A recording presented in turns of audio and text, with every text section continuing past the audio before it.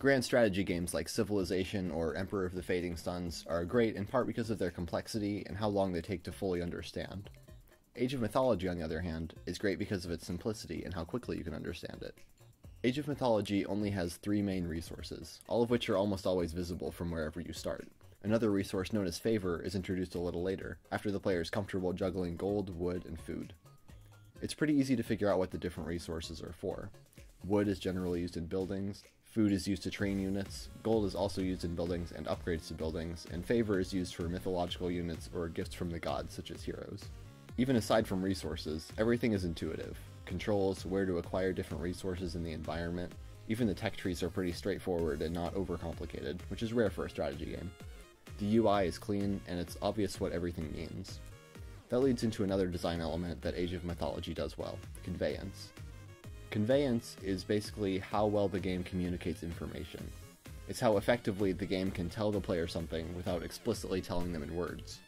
This is talked about a lot with tutorials where the game needs to teach the player without the player feeling like he's having to learn mechanics. But it's definitely important outside of tutorials as well. The classic example of a game with bad conveyance is E.T. for the Atari, sometimes called the worst game of all time. It's not super clear what your goal is, sometimes you fall into holes for no reason, sometimes you can float and sometimes not. The game is bad at conveying relevant information, so it just ends up being very confusing what you're supposed to be doing.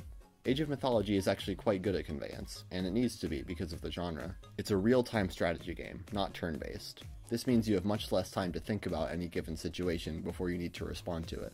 So for example, in a turn-based game, if you see an enemy unit, fast conveyance is a little less important. You can click on it and take your time to view its stats and abilities. When the game is real-time, you don't really have that option, especially not in a multiplayer game. Among other things, it uses the size of units to quickly convey their threat level. Villagers can barely fight at all, so they're very small. Even a group of them together is not particularly threatening. Medium offense units are bigger, like Minotaurs or Cyclops. Some of the most powerful units, like the Colossus, are huge in comparison. A group of Colossi immediately conveys a lot of power, without ever having to click on them. In addition to units, Age of Mythology conveys information through the maps.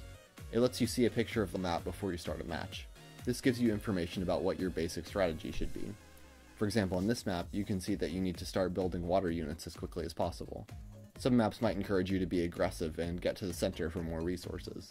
And in others, you can see that there are fewer trees than normal, so you might need to use them sparingly. And a lot of maps are pretty simple and encourage a variety of strategies. Age of Mythology is a pretty good starting point for anyone wanting to get into real-time strategy games. If you haven't played it, maybe give it a shot. If you notice something interesting I missed, put it in the comments, and as always, thank you for watching.